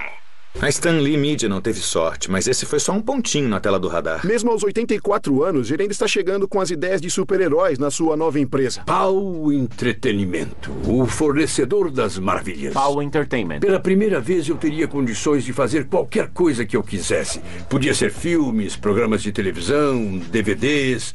Nós podemos fazer e estamos fazendo. Os novos personagens que Stan criou para a POW ainda têm muito da ênfase original, nos problemas e sinceridades e que ele tinha quando criou algumas das suas obras anteriores. Mas o mundo de hoje pode ser um pouco mais ousado, a cultura é um pouco diferente e a diferença entre heróis e vilões não é tão clara. Nós temos 3 filmes em desenvolvimento na Disney. Mickey vai desenhar 3 do Lee. Lee prepara o plano do Mickey. Ainda me preocupo bastante em escrever as coisas e garantir que alguém se importe com isso. Stan, você está fazendo isso há tanto tempo e tem sido tão bem sucedido. Algumas pessoas se perguntam por que não se aposenta e tira umas férias? Por que continua fazendo isso? A palavra aposentar é palavrão. Sabe, a maioria das pessoas quando se aposenta diz: enfim, vou ter chance de fazer o que eu sempre quis. Mas eu estou fazendo o que eu sempre quis. Estou trabalhando com artistas, escritores, diretores. Eu estou trabalhando em coisas criativas. Estou me divertindo, quero dizer. Não me castigue me fazendo aposentar. O Incrível Homem-Aranha. Agora que os quadrinhos são tão bem sucedidos e os filmes são tão grandes, imaginam que isso foi um sucesso do dia para a noite. Eu digo para você que é o mais longo dia para a noite que alguém poderia ter. Apesar de todos os seus sucessos e reconhecimento, Stan é, na verdade, um cara normal. Ele, de fato, é o cara que você reconhece por trás da máscara de todos os seus personagens. Eu fiz tudo o que queria fazer. Eu queria escrever e eu escrevi. Eu queria fazer mais filmes, mais televisão, mais DVD, mais internet. Eu queria fazer mais palestras. Eu queria fazer mais de tudo o que eu estou fazendo. O único problema é o tempo. Eu só queria que houvesse mais tempo. Cavaleiro Negro, X-Men. Histórias de suspense, Vingadores, Homem-Aranha. Quarteto Fantástico, Hulk.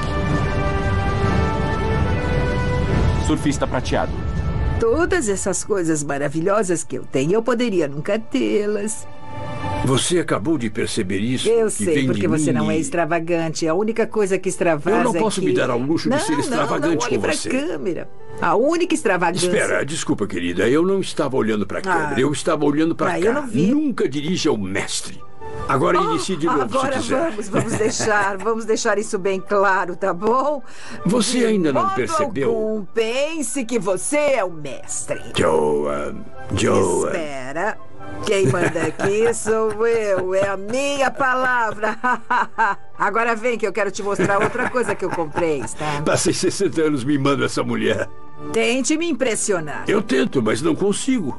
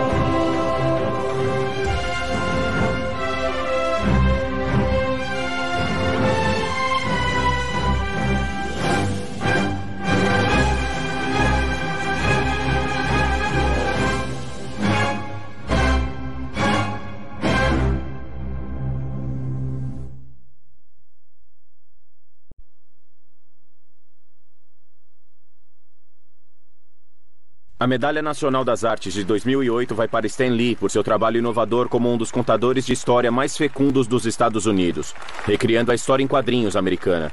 Seus enredos complexos e super-heróis humanos celebram coragem, a honestidade e a importância de ajudar os menos afortunados, refletindo a bondade característica dos Estados Unidos. Entrega da Medalha Nacional de Artes e Humanidade.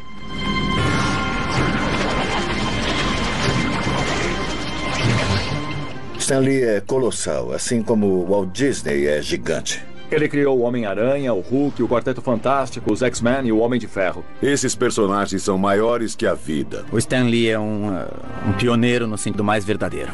Sem ele, não haveria histórias em quadrinhos, nenhuma história da Marvel seria contada. Ele sempre se coloca nos quadrinhos. Ele se prende a todos os temas testados e aprovados, mas faz isso de um jeito que acho que ninguém mais fez. Stan foi, de fato, o primeiro escritor de histórias em quadrinhos que fez com que o ser humano por trás da máscara fosse mais importante que a própria máscara. O nome mais famoso na história dos quadrinhos americanos. Stan Lee. Stan Lee. Stan Lee. O Stan Lee é muito quente. Ele já tem 86, mas eu pareço mais velho do que ele.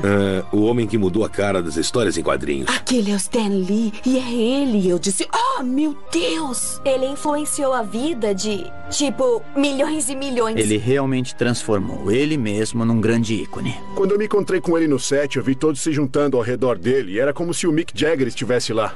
Nova York, Comic Con. Eu tô aqui há 3 dias esperando pelo Stan Lee. Eu me identifico muito com o que o Stan Lee escreve nos seus personagens. Como vai? O Peter Parker faz eu me lembrar de mim mesmo. Aprendi a ler com os quadrinhos do Homem-Aranha. Stan Lee. Amamos você, Stan!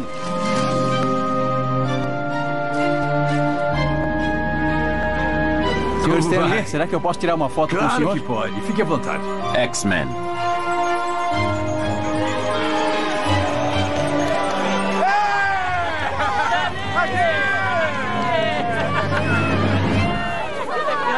Stan Lee? Eu sou seu maior fã de todos.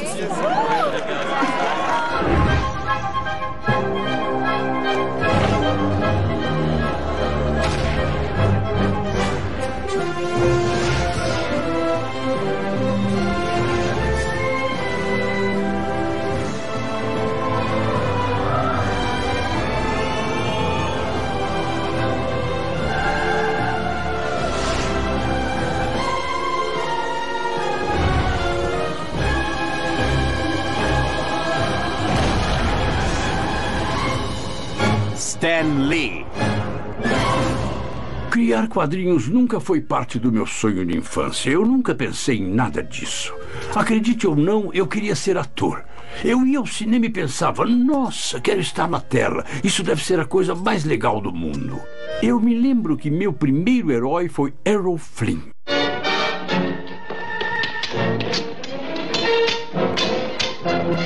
Eu estraguei seus planos? Minha educação foi nos dias de depressão. Terça-feira Negra, a queda da bolsa de 29. Nós vivíamos no Bronx, na University Avenue. Nós morávamos num apartamento velho que, nossa, eu odiava.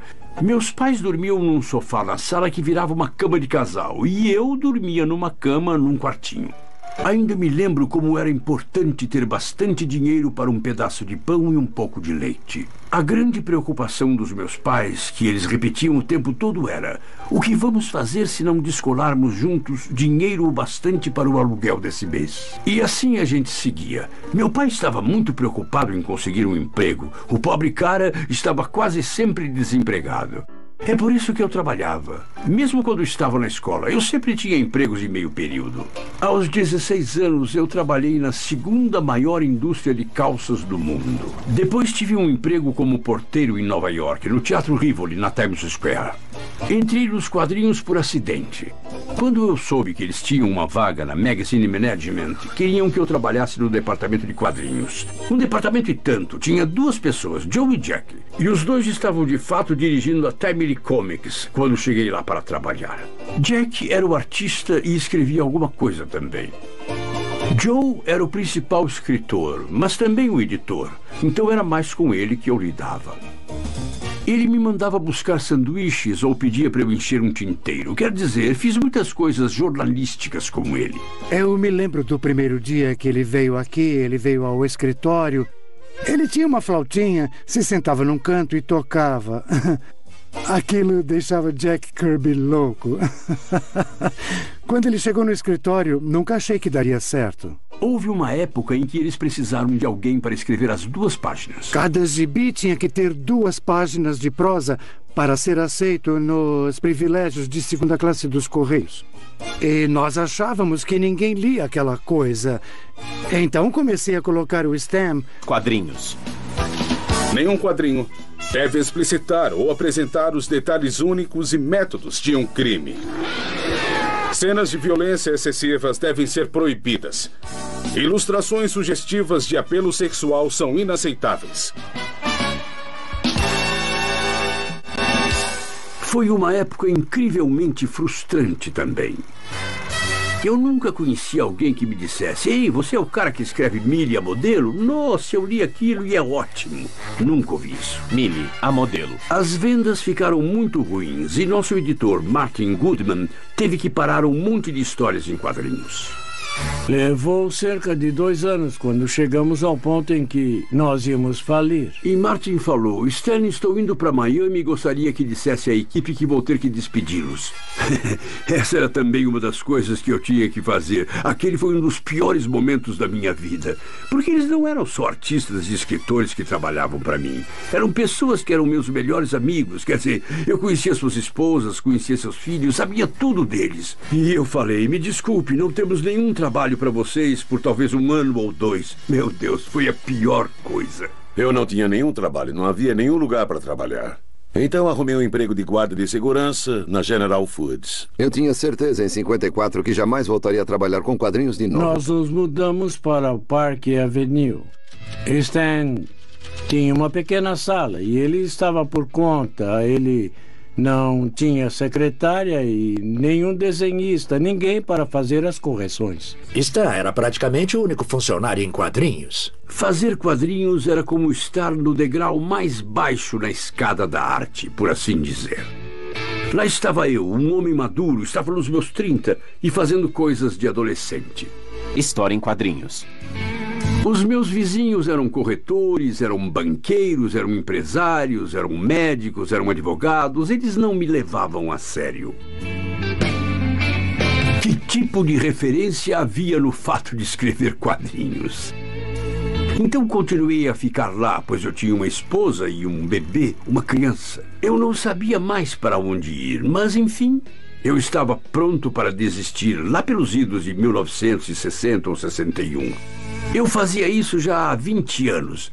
Eu disse à minha mulher: olha, tenho certeza de que tem alguma coisa que eu posso fazer. Vou tentar escrever um romance ou algo assim. E ela disse: Stan, se quer desistir, por que primeiro não faz um quadrinho do jeito que gostaria? Para um público mais velho. E o escreve da maneira que sentir vontade. Saia do seu óbvio. O pior que poderá acontecer é você ser demitido, mas já quer desistir mesmo. Quando Joan disse: por que não faz um quadrinho do jeito que queria fazer, era como se uma lâmpada acendesse na minha cabeça. E eu senti: pelo menos vou sair do óbvio. E depois eu desisto ou serei demitido. Martin disse para mim: por que não faz um livro com um monte de heróis? Então eu pensei: tudo bem, vou arrumar um grupo de heróis, mas dessa vez eu queria fazê-los do meu jeito. Eu queria escrever coisas que atraíssem pessoas mais velhas também. Se eu tivesse um superpoder, de jeito nenhum que eu ia usar uma máscara e não ia querer que as pessoas soubessem quem eu era. Eu ia falar para todo mundo: olha para mim, posso fazer coisas que você não pode, sou melhor do que você. E aqui está o meu nome, se não acredita. O Quarteto Fantástico. Foi ali mesmo, naquele momento, com o número 1 do Quarteto Fantástico, que a era dos quadrinhos Marvel começou. E no que Stan Lee tornou-se o começo. 1961. Este é um ano notável. John Kennedy tornou-se presidente, Alan Shepard tornou-se o primeiro americano no espaço, o biquíni tornou-se moda e a Marvel Comics fez a sua estreia. Eu vi aqueles quadrinhos que eram diferentes de tudo que já tinha visto. As páginas eram recheadas de energia. Venham me pegar! Super-heróis de quadrinhos até 1961 eram personagens mais fracos. Eles não tinham, de fato, um senso de humor. Não tinha nenhuma consistência, não tinha tramas escondidas. Tentamos escrever histórias que nós curtiríamos e, aparentemente, as pessoas no mundo têm os mesmos gostos. Odeio dizer isso. Eu gostaria de achar que meu gosto é muito melhor, mas, aparentemente, todos devem ter o mesmo gosto porque os quadrinhos vendem muito bem. De repente, os super-heróis de Stan estavam lidando com sofrimento, autotormento, angústia. Essa foi, de fato, a primeira vez que uma dimensão adicional da personalidade tinha sido trazida ao super-herói. Stan conseguiu trazer algo que nos fazia ter interesse pelo personagem, em oposição à fantasia. Espera aí. Estão lutando uns com os outros. Eles não gostam necessariamente um do outro. Não gostam de seus poderes. Eles acham que é como uma maldição, não algo bom que aconteceu. O que está errado? Eu estou desaparecendo? A primeira vez que um personagem, o Coisa, que é um dos mais populares, usou uma roupa de super-herói na rua, ele reagiu de uma maneira que eu sempre achei que um personagem de um livro deveria reagir. Em vez de achar normal, ele disse: "Eu pareço um doido nessa fantasia. As pessoas vão olhar para mim." E tivemos histórias onde eles foram expulsos de suas sedes porque tinham perdido um monte de dinheiro no mercado de ações e não podiam pagar o aluguel.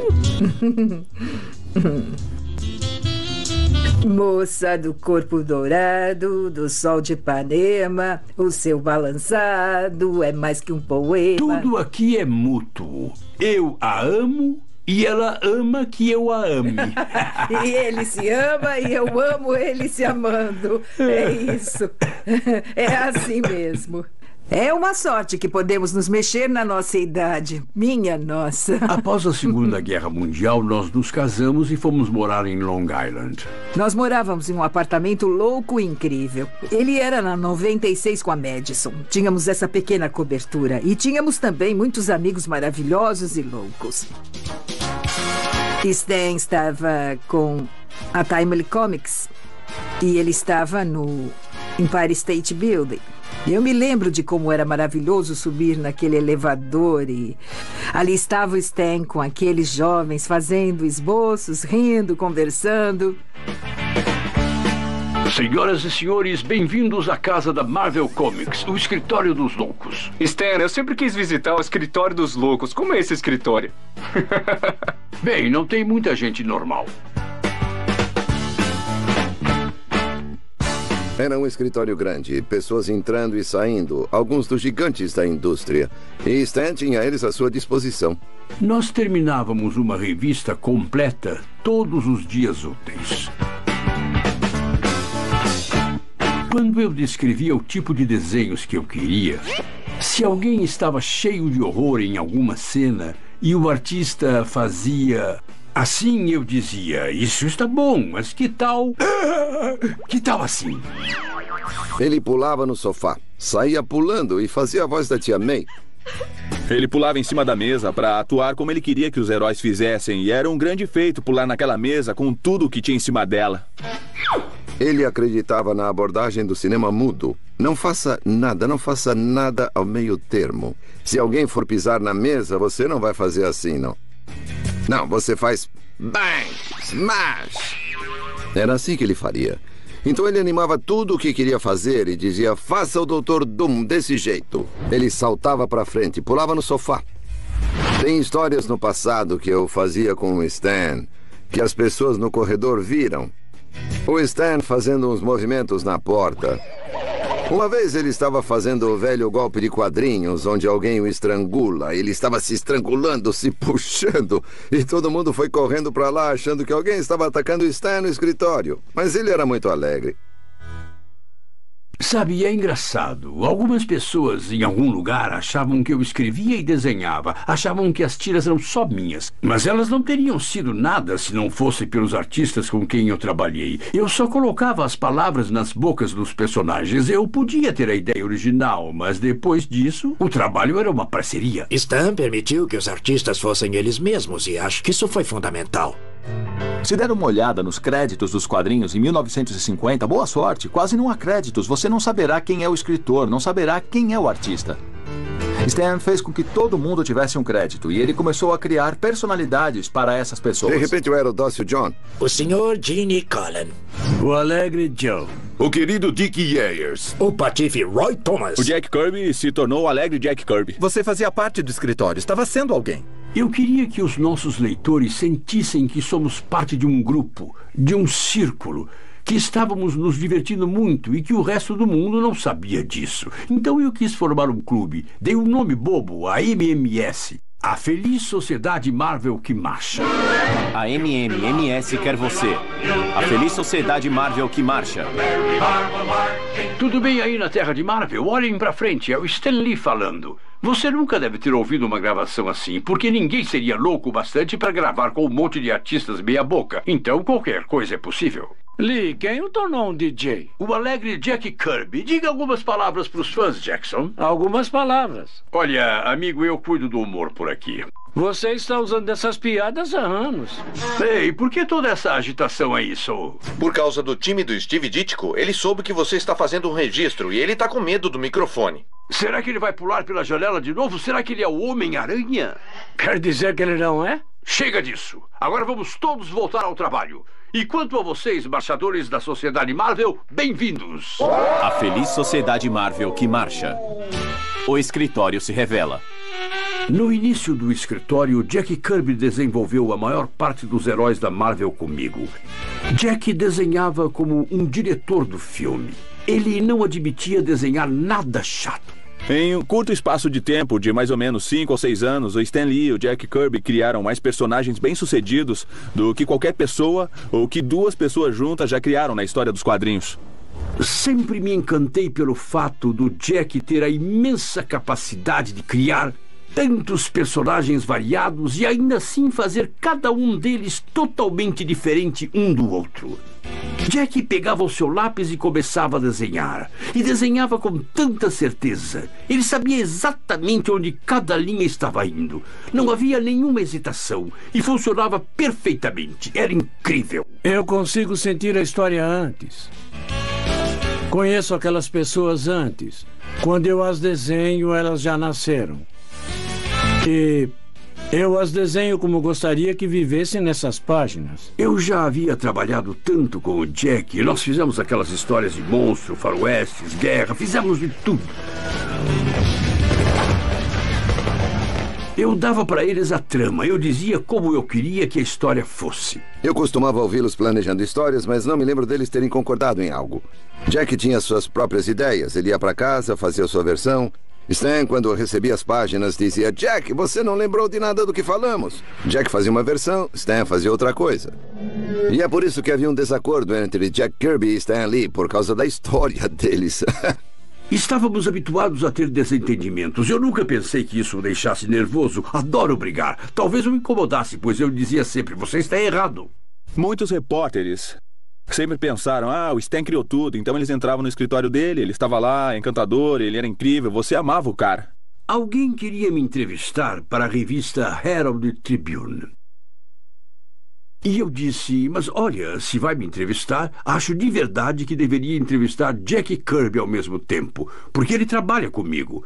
Então ele foi até o meu escritório e nos entrevistou. Jack me disse que ia ficar sábado à noite com a esposa dele e que logo de manhã iriam até a banca para comprar. As 5 primeiras colunas foram todas sobre mim e como eu era maravilhoso. Na 6ª coluna, eles começaram a falar sobre o Jack de uma forma pouco lisonjeira. Recebi um telefonema da Rose, a esposa de Jack. Eu não tinha visto o artigo e pensei que ela estava me ligando para dizer como foi legal e como estavam animados. Só que ela estava em lágrimas e disse como isso pode ter acontecido. Foi a coisa mais horrível, foi mesmo. Jack foi embora e eu realmente suspeito que pode ter sido pelo simples fato dele ter se cansado de sempre estar escrito nos créditos por Stan Lee e Jack Kirby o tempo todo e pode ter desejado sua independência. Pelo que eu sei, não há controvérsia. Quero dizer, ele foi o maior parceiro que um cara pode ter. No final, Jack entrou em contato comigo. Ele queria voltar, o que me deixou feliz. Quadrinhos são prejudiciais à juventude. Psiquiatra pede para banir quadrinhos de crime. O senhor acredita que existe algum perigo em pegar os jovens e mostrar a eles algumas figuras e aparições fantásticas como alguns de seus super-heróis, o Capitão América, o Hulk e assim por diante? Não é mais perigoso do que ler contos de fadas, ou poesia, ou a Bíblia. É a minha opinião, sem qualquer dúvida razoável e sem qualquer reserva, que os quadrinhos são um fator contribuinte importante em muitos casos de delinquência juvenil. O Dr. Werthen era o adversário principal dos quadrinhos e o que tinha mais voz. Na época em que ele fazia seu grande discurso contra os quadrinhos, as pessoas estavam muito preocupadas com a violência, com o sexo e com as coisas que o Dr. Werthen estava dizendo.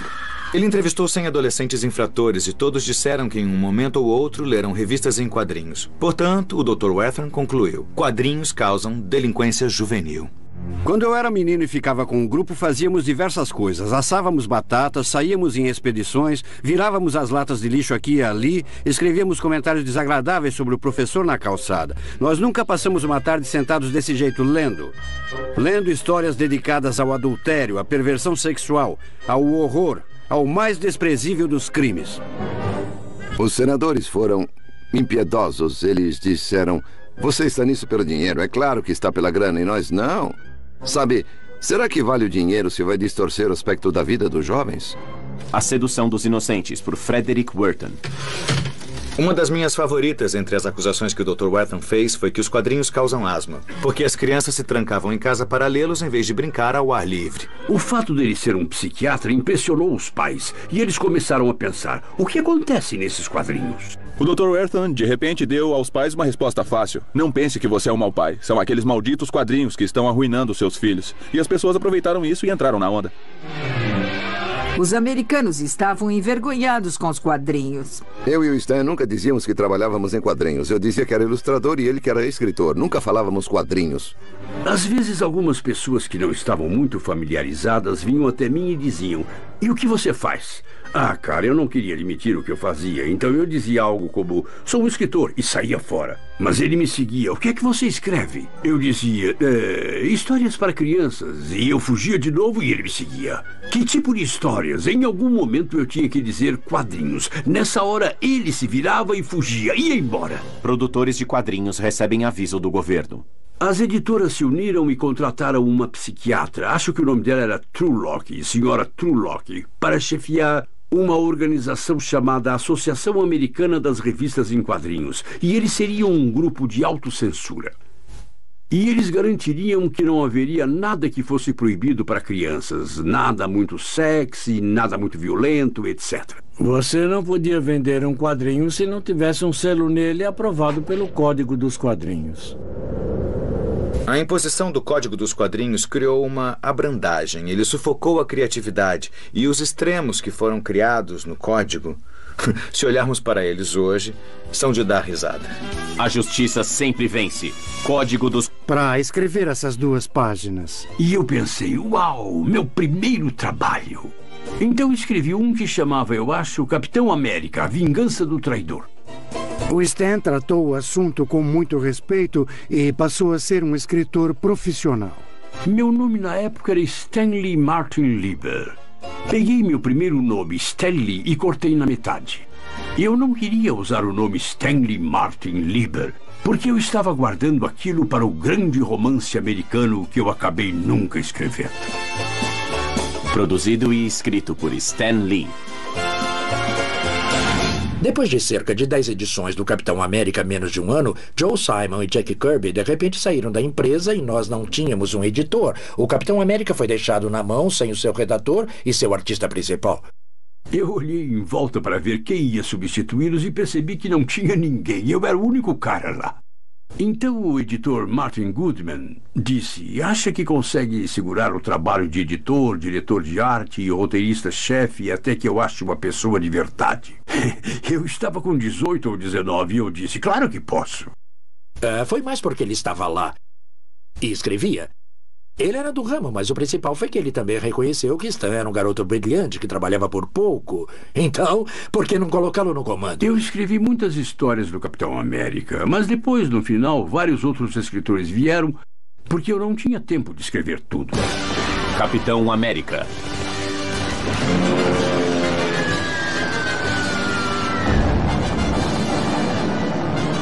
$1.500 mortos no Havaí. Estados Unidos declaram guerra. Os Estados Unidos entraram na guerra e os super-heróis foram para a guerra junto. Quem mais poderia ser o pior supervilão do que os nazistas? Simon e Kirby foram os dois primeiros a fazer de fato Hitler como o pior vilão do mundo. Caso do Esquadrão do Mistério. Se olhar para quase toda a edição dos quadrinhos da Marvel, que na época era Timely Comics, você vai ver o Príncipe Submarino, o Tocha Humana ou o Capitão América lutando contra um vilão nazista ou japonês muito horroroso, terrível, diabólico. Os quadrinhos estavam vendendo. Estávamos vivendo nossa mitologia, nós estávamos vivendo nossa cultura e estávamos vencendo a guerra através de nossos super-heróis. E os nossos verdadeiros heróis estavam no exterior.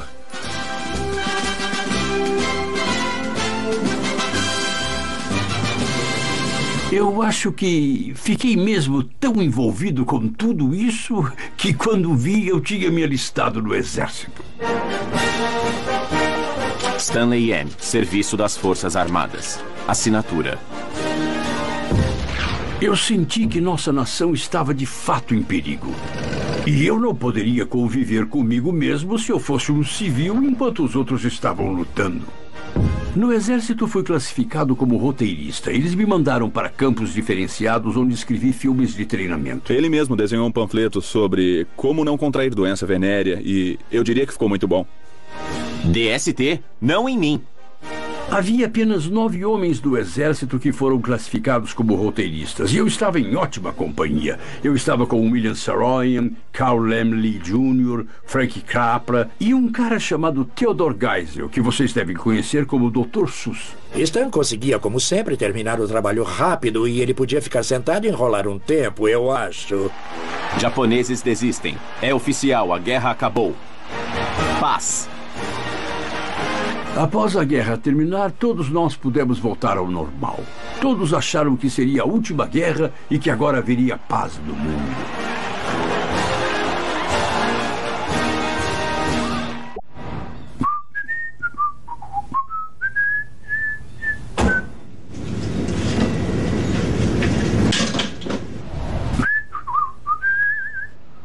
Oi, Stanley! Oi, como vai? Eu vou bem. Que bom vê-la. Você teve um bom dia? E você, como está?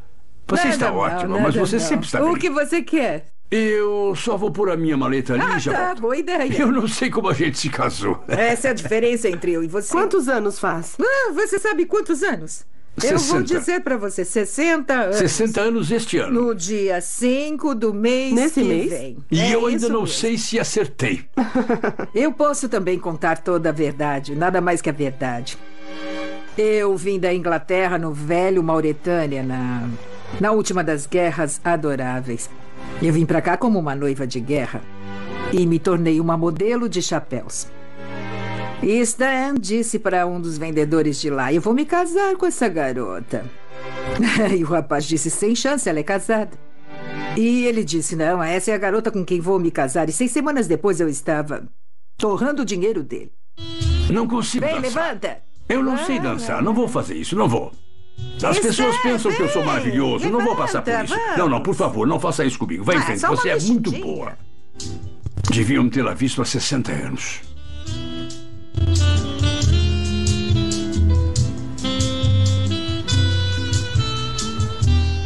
Espere, isso é o que ela odeia. Não faz isso. Não, você não faz isso. Você não faz isso. Não, isso aqui é. Bom, isso é que a gente faz. Agora pare. Olha aí.